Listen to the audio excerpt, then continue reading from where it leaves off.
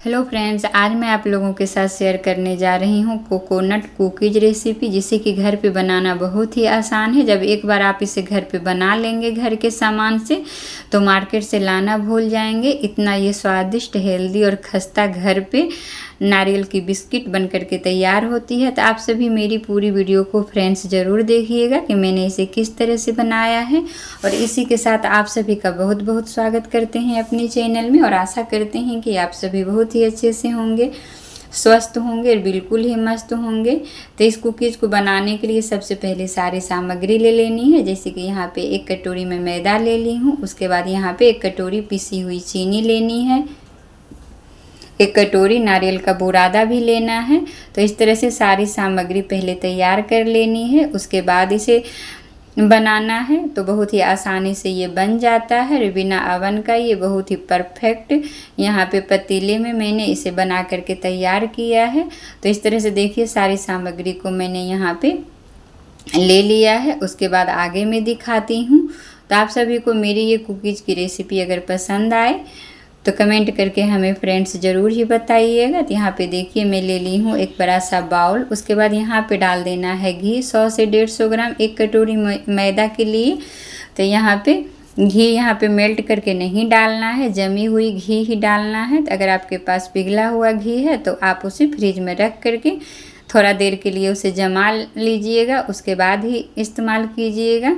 तो इस तरह से घी डालने के बाद ऊपर से डाल देना है पिसी हुई चीनी। उसके बाद इसे अच्छी तरह से मिला देना है, जब तक कि अच्छी तरह से चीनी और घी घुल मिल ना जाए। तो इस तरह से देखिए, चलाते चलाते 2-3 मिनट में ही अच्छी तरह से चीनी जो है घी में जा कर के इस तरह से मेल्ट हो जाएगी। जब इस तरह से मेल्ट हो जाए तब इसे 4-5 मिनट तक लगातार चलाते रहना है और इसे अच्छी तरह से मिला देना है, जब तक कि ये फ्लफ़ी ना हो जाए। देखिए, इस तरह से जब तक कि ना हो जाए तब तक इसे चलाते रहना है। तो ध्यान रखिएगा, इस प्रक्रिया को ज़रूर ही करना है इस बिस्किट को बनाने के लिए।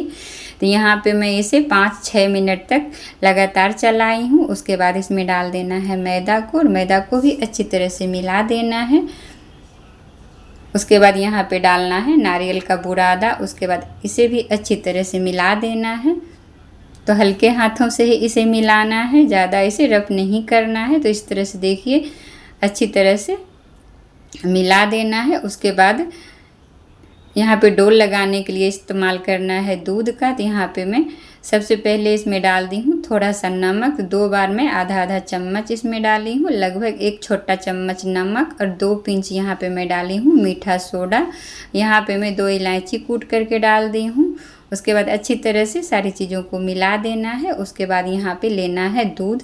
तो यहाँ पे मैं दूध ले ली हूँ। इस तरह से पहले चेक कर लेना है मुट्ठी में, ताकि अच्छी तरह से ये बंध जाए। उसके बाद यहाँ पे मलाई सहित मैं दूध ले ली हूँ। तो जितना दूध इसमें लगे, हल्के हाथों से इसे दूध डालते जाना है और इस तरह से इसे मिला लेना है। ज़्यादा इसे जोर लगाकर नहीं मसलना है, इस बात का ध्यान रखिएगा कि इसे आटा की तरह डो नहीं लगाना है। तो इस तरह से धीरे धीरे दूध को डालते जाना है और हल्के हाथों से इसे इस तरह से मिलाते जाना है। तो इस तरह से मैं आगे आप लोगों को दिखा देती हूँ। तो इस तरह से देखिए, डो को तैयार कर लेना है हल्के हाथों से। तो इस तरह से लगा करके उसके बाद इसे रेस्ट के लिए 10 से 15 मिनट के लिए रख देना है। तो देखिए, इस तरह से कितना हल्का से हमारा ये डो लग करके तैयार हो गया है। तो इसे ज़ोर ज़ोर से दबाना नहीं है, इस बात का आप ध्यान रखिएगा। उसके बाद इसे ढक देना है। ढक करके इसे 10 से 15 मिनट के लिए रेस्ट के लिए छोड़ देना है। तब तक यहाँ पे मैं चढ़ा दी हूँ गैस पे एक पतीला, और पतीला में डाल देना है नमक। उसके बाद इसे में डाल देना है कोई भी कटोरी या प्लेट, या आपके पास स्टैंड हो तो उसे रख देना है। उसके बाद इसे ढक देना है और इसे गर्म करने के लिए छोड़ देना है अच्छी तरह से। जब गर्म हो जाए तब तक यहाँ पे देखिए, हमारा जो ये डो है अच्छी तरह से रेस्ट कर चुका है। उसके बाद इसे लेना है हाथ में, थोड़ा सा यहाँ पे इस प्लेट में घी लगा देना है।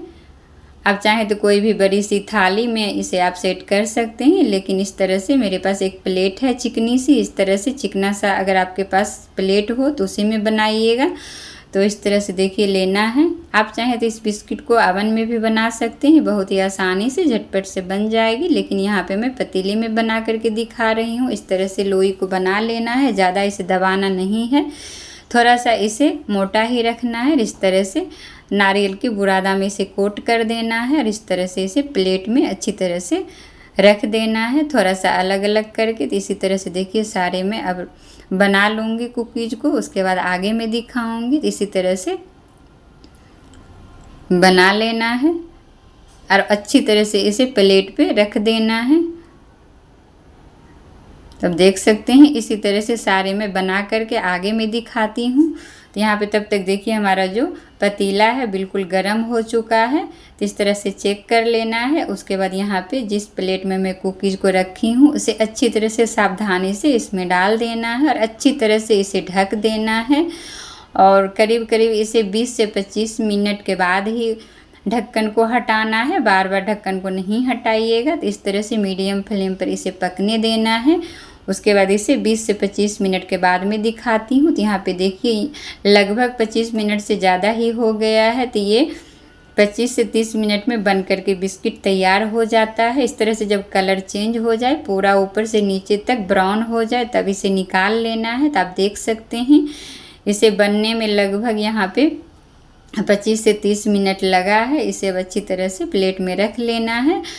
आगे की जो बचा हुआ है मेरे पास कुकीज उसे भी मैं अच्छी तरह से पका करके दिखाती हूँ। तो इस तरह से अगर बड़ी थाली हो तो आप बड़ी थाली में बनाइएगा, तो एक ही बार में बन जाएगा। तो इस तरह से देखिए दूसरा बार भी मैं बना ली हूँ। देखिए कितना छोटा छोटा हमारा लोई था, कितना बड़ा बड़ा हमारा कुकीज बन करके तैयार हुआ है। तो बहुत ही स्वादिष्ट लगता है खाने में, बहुत ही क्रिस्पी ये घर पे बन करके तैयार होता है। तो मेरी ये रेसिपी आप लोगों को पसंद आए तो लाइक ज़रूर कीजिएगा, शेयर ज़रूर कीजिएगा, कमेंट करके तो फ्रेंड्स ज़रूर ही बताइएगा। उसके बाद मेरे चैनल पे नए हैं तो मेरे चैनल को सब्सक्राइब ज़रूर कर लीजिएगा। देखिए मैं एक तोड़ करके दिखा देती हूँ, कितना ये खस्ता और कितना ये बढ़िया से हमारा कुकीज़ बन करके घर पे तैयार हुआ है। तो फेसबुक पेज पर देख रहे हैं तो मेरे फेसबुक पेज को फॉलो ज़रूर कीजिएगा। मिलते हैं आगे।